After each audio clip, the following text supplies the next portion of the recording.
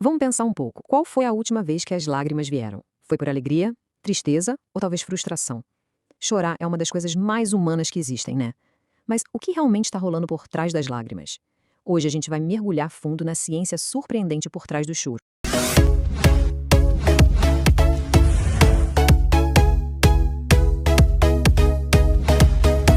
Olha que curioso, em 1872, o próprio Charles Darwin meio que desprezou o choro. Pra ele era só um incidente sem propósito, sabe? Tipo, nada mais que um reflexo físico, como quando entra um cisco no olho. Mas, a ciência moderna tem uma história bem diferente pra contar.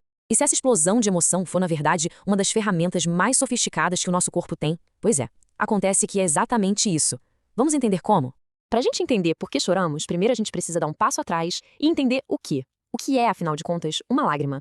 Basicamente, a lágrima é um filme protetor. Pensa nela como se fosse o sistema de limpeza e manutenção particular dos seus olhos, trabalhando 24 horas por dia para manter tudo saudável. Agora é aqui que a coisa começa a ficar bem interessante. Nem toda lágrima é igual. A gente tem as lágrimas basais, que estão ali o tempo todo lubrificando os olhos. Temos as reflexas, que aparecem quando a gente corta a cebola, sabe? E temos as emocionais. Ah, essas são um caso à parte. É aí que a verdadeira mágica acontece. E é nesse ponto que a história fica fascinante de verdade. As lágrimas que a gente derrama por emoção, elas não são só a água com sal. Elas são um coquetel químico super complexo e com um propósito muito claro. Isso mesmo, não importa se é de tristeza ou de alegria, o que está escorrendo pelo rosto é uma mistura química projetada pela nossa própria biologia com um objetivo bem específico. E a diferença, olha, é gritante. Lágrima reflexa é basicamente água e sal para limpar. Agora, a lágrima emocional, essa tá lotada de proteínas e hormônios. É outra coisa. Tá, mas o que tem nesse drink biológico? A gente encontra hormônios de estresse, como ACTH, que o corpo tá literalmente botando pra fora. E o mais incrível de tudo, um analgésico natural chamado leucina encefalina. É isso mesmo, chorar literalmente alivia a dor. Certo, mas como que um sentimento, algo abstrato, vira uma lágrima de verdade? Uma coisa física. Para responder isso, a gente precisa ir até a central de comando, o nosso cérebro. O ponto de partida de tudo é o sistema límbico. Pensa nele como se fosse a sala de controle das nossas emoções. É lá que o interruptor é ligado. E o caminho que a lágrima faz é fascinante. Uma emoção forte ativa o sistema límbico, que por sua vez libera uma cascata de substâncias químicas.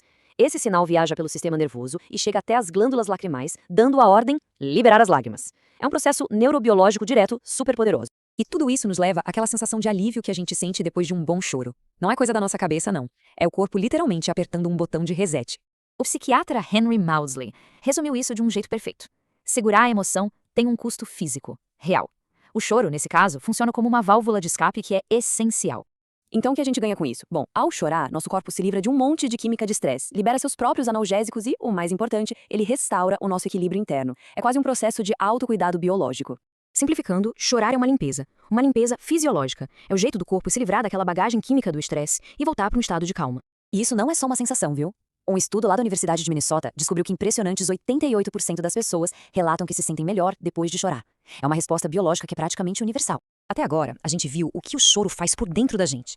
Mas a função mais poderosa dele talvez seja o que ele faz por fora, na nossa interação com as outras pessoas. E aqui vem a grande virada da história. O propósito mais crucial do choro pode não ser para quem chora, mas sim para quem vê. É uma das nossas formas mais poderosas de comunicação sem usar uma única palavra.